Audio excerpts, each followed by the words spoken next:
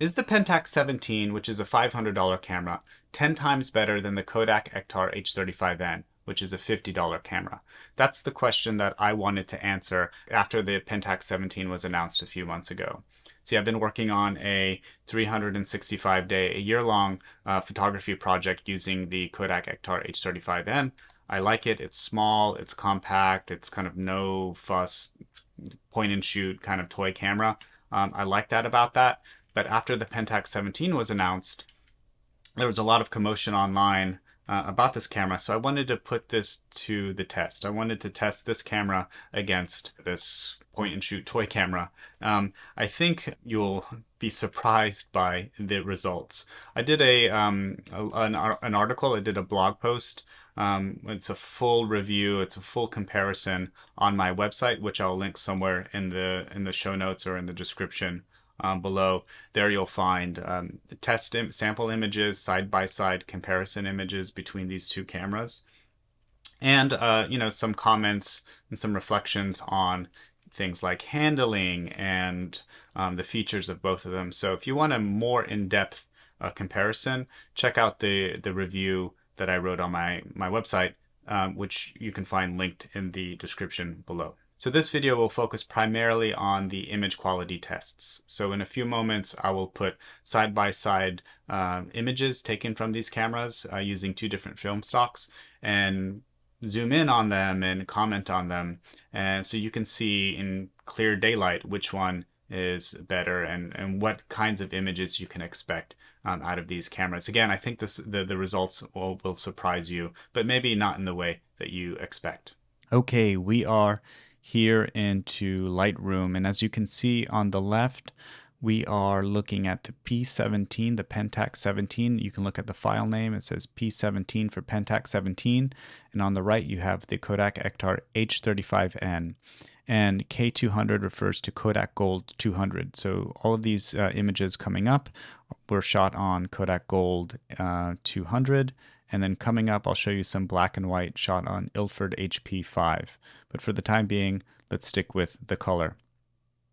And at first glance, these two images look pretty good, right? They both look pretty decent on the screen. And when you consider that most of the images are viewed nowadays on devices, on small devices, on smartphones and things like that, one has to ask before spending $500 on the camera whether the increased resolution is worth the price, considering that most people are not going to be zooming in as much as we will zoom in today. But on the surface, they both look good. Immediately, what stands out to me, if you look in the top right corner of the Kodak, the H35N, you can see where the Kodak Ektar H35N struggles in comparison to the Pentax 17. And when we zoom in 100%, the deficiencies in the H35N become pretty apparent. As you move into the center of the frame, you can see that the Pentax 17 just captures a lot more detail than the H35N. There's more contrast, there's more detail, the images just look better. On to our next set of images here. And then here on these images, you can see the additional benefit of the Pentax 17 over the H35N. And that is with the exposure, the automatic exposure. Here on the left, you can see the image, the Pentax 17 image is properly exposed, whereas the image on the right, because the Kodak Ektar H35N is mostly mechanical, apart from the flash, you can see that it's a little bit underexposed. Directly in the center of the frame, you can see that the Pentax 17 captures way more detail than the Kodak Ektar H35N. And you can see that here in the fence. So on the left-hand side, you can see this kind of, this mark, this dark stain on the fence. And you can kind of see it on the Kodak image, but it's not as defined. And you can kind of make out some of the the lines in the wooden planks here in the fence in the Pentax 17, whereas all of that information just kind of disappears in the Kodak Ektar H35N. I'm just going to call it H35N from now on because saying the whole title is a mouthful.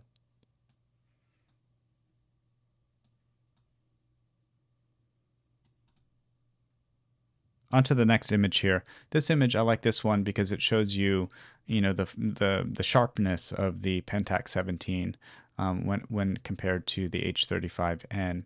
And if you look up at the pine needles at the top of the frame, you can see that the pine needles in the H35N on the right side are not as sharp as the pine needles on the Pentax 17 on the top. Let's punch in. And it becomes really apparent how much more details are captured in the Pentax 17, how much sharper this lens is. So here are two more images. I actually posted these images onto Threads, and I asked folks, without any additional information, which one was shot on the Pentax 17 and which one wasn't. And I didn't mention the other camera. And only one person responded to the post, but they mentioned that, the image on the right must have been shot with the Pentax 17 because the image resolution is inferior to that of the other image. I didn't know what they thought the other camera was, but they got it wrong. The Pentax 17 is actually the image on the left because it is so much sharper. And here you can see, in the grass in the top of the frame, how much sharper the grass is and how much better contrasted the images are. Again, here's another Kodak Gold 200 pair of images, Pentax 17 on the left, H35N on the right. And of course, the Pentax 17 is better exposed. What would you expect? It has the automatic exposure electronics. But where I want to focus is on the sharpness. So I think I shot this in bokeh mode, so you can see why some of the images in the back are a little bit out of focus. But the Pentax 17 just captures more detail and it's a lot sharper. It's a better lens. Okay, on to the black and white images. Now these images were shot on HP5. If you look at the file names at the top, HP5, description of the image, and then the camera. So again, like the Kodak Gold tests, Pentax 17 images are on the left, and the Kodak Ektar H35N images are on the right. And of course, we can say the same sorts of things about these images as we already said, right? There's more detail captured in the Pentax 17 images. They're better contrasted. You get all the benefits from the manual controls and the automatic exposures and all that stuff with the Pentax 17. It just produces a better image. That being said, the deficiencies of the H35N are less apparent on black and white film, whereas they're apparent on the color film. On the black and white, yeah, the deficiencies are apparent, but on black and white, for some reason, I'm less bothered by it. I think, these images on the right look pretty darn cool. I like this kind of grainy texture. I like the fact that there isn't a lot of detail here. I actually enjoy these black and white images produced by the H35N. Now the image on the right is the H35N image, and this was way overexposed, and I had to bring down the levels in post. But you can kind of see here, if you're using a good black and white film, some of the details are recoverable in post-production. So here's a picture of a tree trunk, a mango tree, and an old fire pit in my backyard. And I'm showing you this image because there's a lot going on, obviously, in the images, and you can see in the Pentax image, especially the fence area, how much sharper and how much more contrasty the images are than the image on the H35N. But somehow on the image on the H35N, it just looks cool. I mean, these cameras are both being marketed to the smartphone generation, the kind of amateur photographers, people who are just wanting to get the vintage film vibe in some of their images. And if you're using black and white film, I think the H35N achieves that goal. So why wouldn't you pick up the less expensive camera if that goal is achieved in this context? Here you can see how the field of view is a little bit different between these two cameras. The H35N is a little bit wider than the Pentax 17, that's fine. But you can really see how much sharper and how much more resolving power this lens has on the P17, on the Pentax 17 over the Kodak Ektar H35N. So now I'll just go and just without much commentary, because what more can be said, I'll show you some more of these images.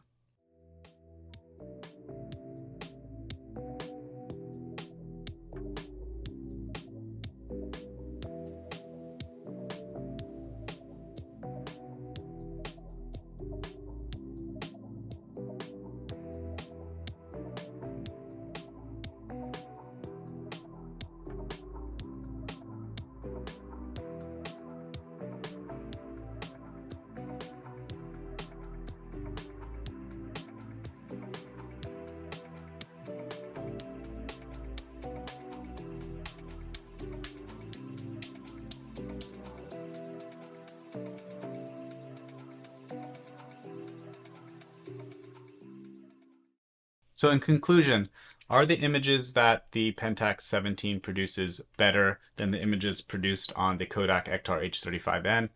I think it's clear, yes, they're better. They're sharp across the frame, they're crisper, and of course they would be better on a modern camera with a modern lens, nice glass lens, coated, all that stuff. Of course these images will be better. The question is, however, are the images 10 times better? And I'm not so sure that that's true. As I mentioned in the video, the images produced on the Kodak Ektar H35N using black and white film, I think they look pretty cool. The image quality defects that you get because of the lens render out pretty nicely on black and white film. Now those issues become more glaring and apparent on color film, but if you're just shooting black and white in this, like as a casual, everyday kind of photo journal thing, I think those images are cool. They look great, and you couldn't go wrong spending about $50 on this camera as opposed to spending $500 on this camera. So while I don't think the images of the Pentax 17 are 10 times better than the images on the Kodak, I do think when you consider the total package of the Pentax 17, I think this is a 10 times better camera, right? You get the automatic exposure, you get the manual controls, the manual focus, you get the upgraded materials, it's a nicer build. There's a lot going on in this camera that conceivably could be 10 times better as a total package, taking into consideration image quality, materials, handling, all of that stuff. Yeah, it is 10 times better, the camera, 10 times better in a total package when compared to the H35N. And on a final note, I think this test shows not how bad the Pentax 17 is, but just how capable this little Kodak Ektar H35N camera is.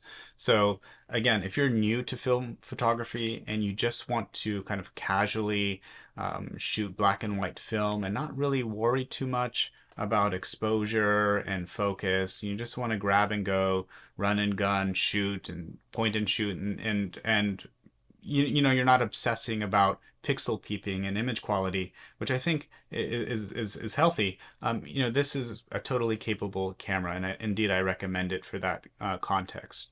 If you're a little bit more experienced photographer, if you want the ultimate experience, if you want the ultimate film quality, then I think the Pentax 17 is definitely worth the price.